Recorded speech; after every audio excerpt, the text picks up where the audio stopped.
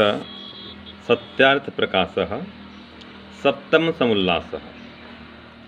हमारा विषय ईश्वर के संबंध में चल रहा था। हमने पहले पढ़ा ईश्वर न्यायकारी है कि दयालु है, सर्वत्र व्यापक है कि एक देशी है, साकार है कि निराकार है। तो हमने क्या उत्तर पाया था? ईश्वर सर्वत्र व्यापक है, निराकार है, न्यायकारी है और परम दयालु भी है। तो अब इसके बाद में आ रहा है प्रश्न, ईश्वर सर्वशक्तिमान है व नहीं? ये प्रश्न आया। तो उत्तर दिया है, परंतु जैसा तुम सर्वशक्तिमान शब्द का अर्थ जानते हो वैसा नहीं। किंतु सर्वशक्तिमान शब्द का यही अर्थ है कि ईश्वर अपने काम अर्थात उत्पत्ति, पालन, प्रलय आदि और सब जीवों के पुण्य पाप की यथा योग्य व्यवस्था करने में किंचित भी किसी की सहायता नहीं लेता, अर्थात अपने अनंत सामर्थ्य से ही सब अपना काम पूर्ण कर लेता है। तो ये स्वामी दयानंद उत्तर देते हैं कि ईश्वर सर्वशक्तिमान तो है, लेकिन लोग क्या मानते हैं कि ईश्वर अगर सर्वशक्तिमान है तो कुछ भी कर सकता है, अग्नि को ठंडा कर सकता है। जैसे इस सौरमंडल में एक सूर्य है, एक पृथ्वी है, जो भी ग्रह हैं उपग्रह हैं, इसको जब चाहे नष्ट कर सकता है। तो ऐसा मानना ठीक नहीं है। ईश्वर स्वयं अपने नियम के विपरीत कोई काम नहीं करता, वो खुद अपने नियम को नहीं तोड़ता, अग्नि को ठंडा नहीं कभी नहीं करेगा। वो प्राकृतिक नियम है, उसके अपने बनाए हुए नियम वो कभी तोड़ता नहीं है। तो सर्वशक्तिमान का अर्थ यह है कि संसार को बनाने में, चलाने में, नाश करने में और समस्त जीवात्माओं को कर्मों का फल देने में ईश्वर कभी भी किसी के भी थोड़ी भी सहायता नहीं लेता है। वो अपने समस्त काम करने में स्वयं समर्थ है, इसलिए उसको सर्वशक्तिमान कहते हैं। अब अगला प्रश्न आता है, हम तो ऐसा मानते हैं कि ईश्वर चाहे सो करे क्योंकि उसके ऊपर दूसरा कोई नहीं। यह प्रश्न आया पूर्व पक्षी को से कि ईश्वर कुछ भी कर सकता है क्योंकि उससे बड़ा तो कोई है नहीं, उससे कोई बड़ा राजा तो है नहीं, कोई उस पर नियम करता, नियंत्रण करता तो नहीं है, तो जो चाहे करे, उसकी मर्जी। तो उसका उत्तर दिया स्वामी जी ने, वह क्या चाहता है? जो तुम कहो कि सब कुछ चाहता और कर सकता है, तो हम तुमसे पूछते हैं कि परमेश्वर अपने को मार अनेक ईश्वर बना, स्वयं अविद्वान, चोरी, व्यभिचार आदि पाप कर्म कर और दुखी भी हो सकता है? जैसे ये काम ईश्वर के गुण कर्म स्वभाव से विरुद्ध हैं, तो जो तुम्हारा कहना कि वह सब कुछ कर सकता है, यह कभी नहीं घट सकता। इसलिए सर्वशक्तिमान शब्द का अर्थ जो हमने कहा वही ठीक है। तो स्वामी जी ने स्पष्ट कर दिया, स्वामी दयानंद ने, कि ईश्वर जो भी चाहे कुछ भी करे ऐसा नहीं। अपने को मार करके कोई दूसरा ईश्वर थोड़ी बनाएगा, वो स्वयं कभी मूर्खतापूर्ण काम थोड़े करेगा, अविद्याग्रस्त थोड़े होगा, वो कोई चोरी व्यभिचार पाप कर्म कभी नहीं करेगा, न कभी दुखी होगा वो। तो जो उसके गुण कर्म स्वभाव हैं उसके विपरीत काम वो कभी भी नहीं करेगा वो। इसलिए सर्वशक्तिमान का अर्थ ये नहीं है कि कुछ भी करे, कुछ भी कर सकता है, ऐसा नहीं। जो ऊपर में हमने पढ़ा कि इस सृष्टि को बनाने में, इसका पालन करने में, सृष्टि का विनाश करने में, और असंख्य जीवात्माएं हैं हमारे लिए। तो भले परमात्मा इनको जानता है कितने हैं, हम नहीं जानते, असंख्य हैं। तो इन असंख्य जीवात्माओं को एक एक पल देखते रहना, एक एक क्षण का उनका हिसाब रखना और पूरा पूरा न्यायपूर्वक सभी को कर्मफल देना बहुत बड़ी बात है। तो ये सब काम करने में वो कोई गुप्तचर नहीं रखता, कोई उसके पास ये वकील भी नहीं होते हैं, कोई जज की टोली या मंडल जज का नहीं होता है। वो अकेला स्वयं समर्थ है, सबका हिसाब किताब स्वयं रखता है, सबका फैसला स्वयं करता है और कभी अन्याय नहीं करता, पक्षपात नहीं करता। तो इस प्रकार से परमात्मा सर्वशक्तिमान है और वह किसी की सहायता कभी लेता नहीं है। यही इसका सही अर्थ है। ओम शांति ओम शम। धन्यवाद स्वामी जी। आज आपने महर्षि दयानंद सरस्वती के सप्तम समोल्लास के महर्षि दयानंद सरस्वती कृत सत्यात प्रकाश के सप्तम समोल्लास के भाग 14 में 2 प्रश्नों को लिया कि महर्षि दयानंद सरस्वती क्या कहते हैं। तो पूर्व पक्ष से 2 प्रश्न आज उठे थे कि ईश्वर सर्वशक्तिमान है व नहीं, और दूसरा प्रश्न था कि ईश्वर जो चाहे सो करे। इन दोनों को आपने पढ़ा और इनको अच्छे से बताने का पूरा प्रयास किया। अब मैं इसे काव्य भाव में कहती हूँ, गीत रूप में कहती हूँ, क्योंकि हम चाहते हैं कि हम पाठकों तक, श्रोताओं तक अति सरल होकर के पहुँचें, क्योंकि हमारा उद्देश्य है हर किसी को सत्य अर्थ का बोध हो और यह अति सरल रूप में सामान्य जन तक भी यह ज्ञान पहुँचे। तो कहा, पहला प्रश्न पूर्व पक्ष ने उठाया। इससे पहले एक प्रश्न चला था, ईश्वर साकार है व निराकार। यह हमारा विषय समाप्त हो गया था, उत्तर मिल गया था कि ईश्वर निराकार है, साकार में ये सर्वज्ञ आदि गुण नहीं घट सकते। आज जो प्रश्न चला है वह आपने कहा कि ईश्वर सर्वशक्तिमान है व नहीं। पूर्व पक्ष ने यह प्रश्न उठा दिया। पूर्व पक्ष ने प्रश्न उठाया, ईश्वर सर्वशक्तिमान है व नहीं। तो उत्तर देते हैं सिद्धांती। सिद्धांती उत्तर देता है वह सर्वशक्तिमान ये सही। वह परमपिता परमेश्वर सर्वशक्तिमान है। यह क्यों शंका हो रही है तुमको, है व नहीं? वो है, उसमें ये सारे गुण घटते हैं। उसको अपने किसी काम में किसी की सहायता नहीं चाहिए। स्व सामर्थ्य, अनंत सामर्थ्य, फिर अल्प सामर्थ्य उसे क्यों चाहिए? भाई वो तो अनंत सामर्थ्य वाला है, ऐसा उसका सामर्थ्य है, ऐसी उसकी शक्ति है, ऐसे अनंत के भीतर, उसके भीतर अनंत गुण हैं, सर्वशक्ति संपन्न है।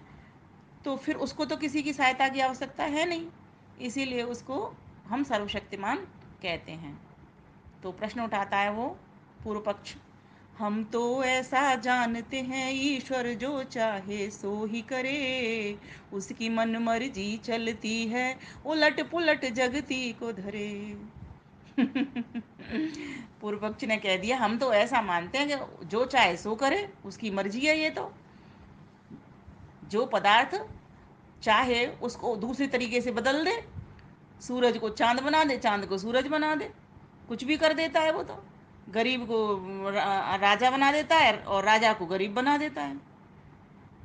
तो सिद्धांति उत्तर देता है, न्याय नियम में बंधा हुआ वह जो चाहे सो नहीं कर सकता, उसके सभी नियम रित सत हैं, प्रतिकूल कभी नहीं वो हो सकता। तुम क्या समझते हो, वह परमेश्वर भी स्वयं अपने न्याय नियम में बंधा हुआ है, उसके सभी नियम रित और सत हैं। क्या आपने देखा है कभी ऐसा होते हुए, जो सूरज पूरब से निकलता है वो पश्चिम से कभी निकला हो? क्या तुमने कभी देखा है जो चंद्रमा रात्रि को निकलता है, क्या वो दिन में निकला हो? बताइए कोई एक नियम। और रही बात जो रंक और राजा की है, वो तो परमेश्वर उनके कर्मानुसार करता है, जो जैसा कर्म करता है उसके अनुसार उनको वैसा कर देता है। यह तो उनका अपना कर्म फल होता है, उसके हिसाब से उनको वैसे ही घर में जाति आयु भोग मिलते हैं। इसीलिए परमेश्वर कभी भी मनमर्जी नहीं करता सर्वशक्तिमान का। यह जो तुम अर्थ लगा रहे हो ना, कि कोई जैसे, आप तो इस तरह लगा रहे हो जैसे कोई व्यक्ति खूब बड़ा आदमी बने, जैसे रावण। रावण के पास खूब धन था और वेदों का विद्वान था, तो वो अपने आप को ही भगवान समझने लग गया। हिरण्यकश्यप भी ऐसा ही था, वो भी अपने आप को भगवान कहलवाना चाहता था। कंस भी ऐसा ही हुआ। ऐसे अनेक अनेक लोग ऐसे हुए हैं इस धरती के ऊपर, कि अपने आप को वो भगवान कहते हैं और कहते हैं हम सर्व। वो कहते हैं वो तो गलत बात है, क्योंकि देखिए जीवात्मा का गुण होता है अल्पज्य, और जहाँ जहाँ कमी है, जहाँ जहाँ अभाव है, वहाँ किसी न किसी की सहायता उसको चाहिए ही। अगर एक बात बताइए, अगर रावण अकेला था, वो रावण अगर ज्ञानवान था, सारी उसके पास शक्ति थी, सब कुछ था, ठीक है, लेकिन फिर भी कहीं ना कहीं कोई कमी थी, तभी तो उन्होंने एक एक करके दूत भेजे। उसको क्या आवश्यकता थी? वो स्वयं ही आता, स्वयं ही युद्ध करता और जीत लेता वो युद्ध को। लेकिन नहीं, कोई भी व्यक्ति सर्व सामर्थ्यवान सर्वशक्तिमान हो ही नहीं सकता। क्यों? क्योंकि वह परिमित है, उसकी शक्ति सीमित है, परिमित है, बहुत कम स्थान तक होने वाली है। यह हम मानते हैं कि रावण श्रीलंका का एक विद्वान और बलशाली राजा था, ठीक बात है ये, लेकिन क्या वो धर्मात्मा भी था? तो उत्तर ये आएगा, वो धर्मात्मा नहीं था। लेकिन ईश्वर के साथ ऐसी बात कुछ नहीं घटती। ईश्वर के साथ साथ में सारे गुण घटते हैं। एक तो वो सबकी जानता है, सर्वज्ञ है, सबके बारे में जानता है, सब पदार्थों के बारे में जानता है।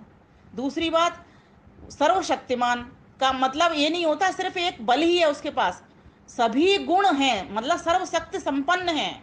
वो सारे काम अपने अपने आप कर लेता है, उसको किसी जरूरत ही नहीं पड़ती। क्योंकि अथर्ववेद में मंत्र कहा है, न कुतश्चन होना। जो मंत्र पढ़ते हैं हम, अकामो धीरो अमृत स्वयं रसेन तृप्तो न कुतश्चन होना, उसमें कोई कमी नहीं है। जब कोई कमी नहीं है, जब पूर्ण ही है वो, तो सर्वशक्ति संपन्न हुआ ना, सर्वशक्तिमान हुआ ना वो। सर्वशक्तिमान का अर्थ यहाँ पर ये लेना चाहिए कि वह परमात्मा के भीतर सारे गुण मौजूद हैं और उसको किसी की जरूरत पड़ती नहीं किसी गुण को लेने की, क्योंकि वह पूर्ण है, वो अपूर्ण नहीं है। और जीवात्मा को तो जरूरत पड़ती है। रावण भी हो, चाहे कंस भी हो, चाहे कोई भी हो, या राजा राम ही हो, सभी को सभी की जरूरत पड़ी थी, उन्होंने भी सेना बनाई थी। धर्मात्मा लोग भी सेना बना करके चलते हैं, नेतृत्व करते हुए।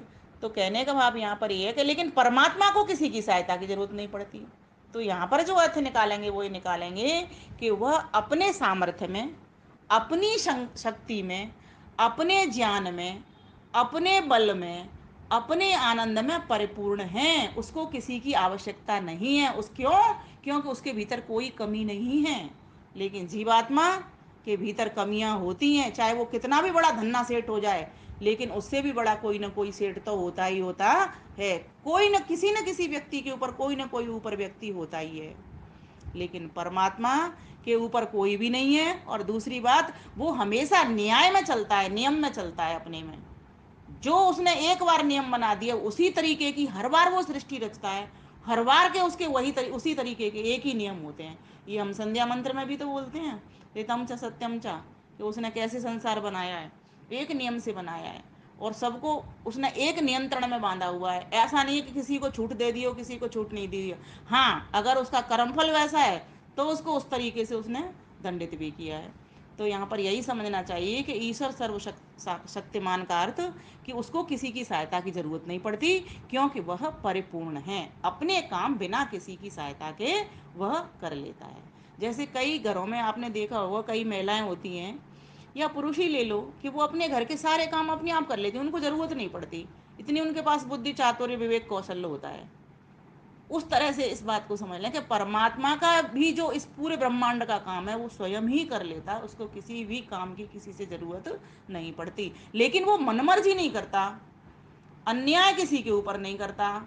अब इंसान के भीतर तो यही कमी है ना कि वो मन मर्जी का मालिक बन जाता है। वो अपना जरा सी भी 4 पावर भी आई 10 में से, तो वो अपने आप को ही स्वयं को समझने लग जाता है। जैसे कि उदाहरण हम देख ही रहे हैं, मैंने अभी नाम लिए थे रावण के, हिरण्यकश्यप के। तो यहाँ पर यह अर्थ नहीं लगाना चाहिए, इसलिए तुम्हारी बात ये ठीक नहीं है। सही अर्थ इसका यही होगा कि ईश्वर न्याय नियम के अनुकूल चलता है और अपना काम बिना किसी की सहायता से वो पूरा कर लेता है। न्याय नियम में बंधा हुआ वह जो चाहे सो नहीं कर सकता, उसके सभी नियम रीत सित प्रतिकूल कभी नहीं वो हो सकता। यदि तुम कहो कि चोरी पाप और दुख बंधन में पड़ सकता, भाई मनमर्जी का मालिक है, अगर तुम कहते हो कि वो यह भी कर सकता है और अनेक ईश्वर बना स्वयं अविद्वान भी है वो हो सकता, तो ना तो वो अविद्वान होगा, जो ज्ञानवान है वो अविद्वान बनेगा, और ना वो अनेक ईश्वर बनाएगा, और ना वो कभी दुख के बंधन में पड़ेगा, ना कभी वो चोरी पाप कर्म में लिप्त होगा। वो कुछ नहीं कर सकता, क्योंकि वो तो एक रस है, न्यायकारी है, सर्वज्ञ है, सर्वशक्तिमान है। सर्वशक्तिमान का मतलब यहाँ पर लेंगे सर्वशक्ति संपन्न, सारी शक्तियां उसके पास हैं, लेकिन कैसी हैं? वो स्वयं भी अपने न्याय नियम में बंधा हुआ है, उसका कभी भी गलत वो प्रयोग नहीं करता, कभी भी वो दुरुपयोग नहीं कर सकता और न कर सकता। वो उसने अपने आप को इस तरीके से बांधा हुआ है। यह सब कर्म ईश्वर के स्वभाव के गुण कर्मों के विरुद्ध हैं। उसके गुण कर्म स्वभाव में है ही नहीं ये सब काम करना, चोरी करना, दुख में पड़ना, या अनेक ईश्वर बना देना, या उल्टा पुल्टा काम कर देना। सर्वशक्तिमान का मतलब यह सब कर्म ईश्वर के स्वभाव के गुण कर्मों के विरुद्ध हैं, अतः न हो सकता विरुद्ध वह सर्वशक्तिमान का यह न अर्थ है। ये सर्वशक्तिमान का अर्थ नहीं है।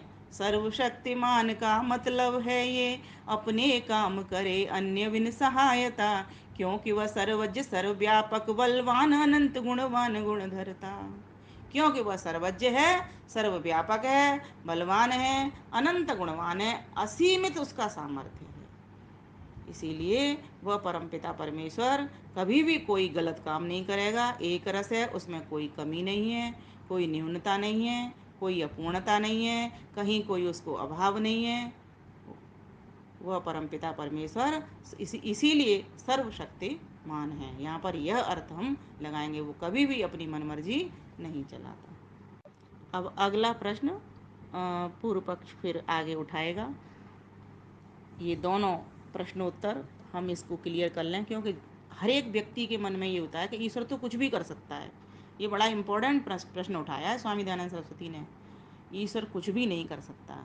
ईश्वर वही कर सकता है जो उसके न्याय नियम के भीतर बात है। यह हम सबको ठीक प्रकार से समझ लेनी चाहिए, और इस प्रश्न के उत्तर को खूब इसको साझा करिए।